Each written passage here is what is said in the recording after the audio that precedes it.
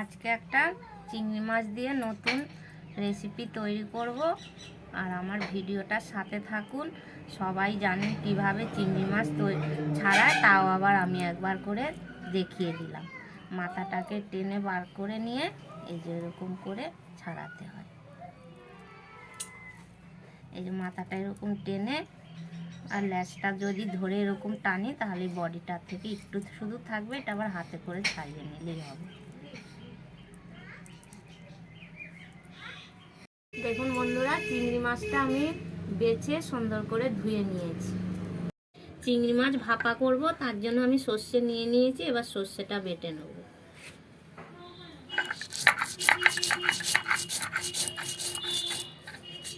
এটা হয়ে গেছে, আমি তুলে নিচ্ছি।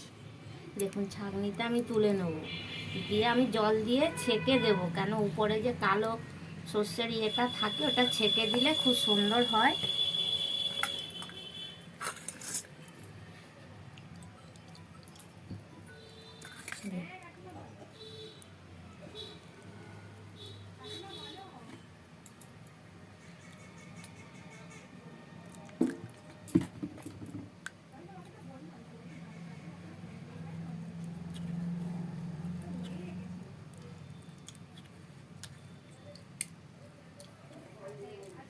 দেখুন এই যে এটা ফেলে দেবো, তাহলে আর এই গরমে পেটেও লাগবে না, কিছু না। এই যে দেখুন এতটা বেরিয়েছে, এটা খেলে পেট কামড়াবে। সর্ষে বাটা হয়ে গেছে, এবার চিংড়ি মাছটা মাখানোর জন্য আমি দিয়ে দেবো নুন, আর বেশি ঝাল দেব না, 2টো কাঁচা লঙ্কা আর পরিমাণ মতো হলুদ, আর দিয়ে দিচ্ছি সর্ষেটা।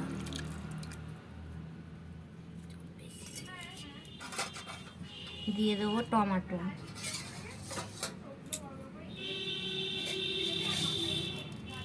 স্বাদ মতো চিনি, কাঁচা সর্ষের তেল।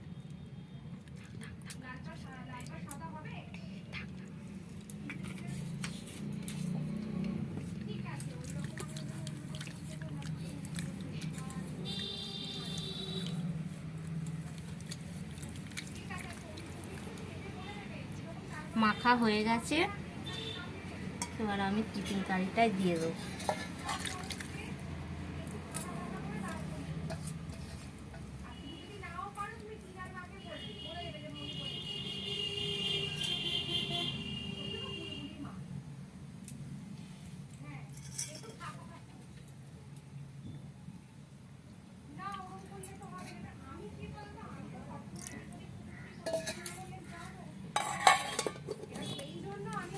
কড়াতে জল দিয়ে দিয়েছি, কড়াটায় জল দিয়ে দিয়েছি, এবার উনুনে আমি বসিয়ে দিয়েছি।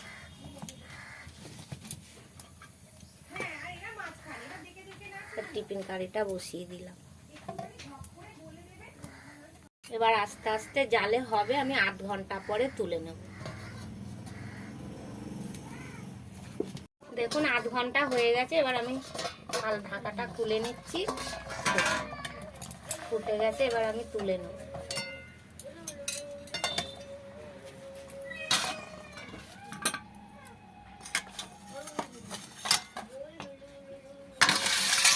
গরম তো খোলা যাবে না, একটু ঠান্ডা হোক তারপরে খুলে দেখাচ্ছি। টিফিন কারি ঠান্ডা হয়ে গেছে, এবার আমি খুলছি। দেখুন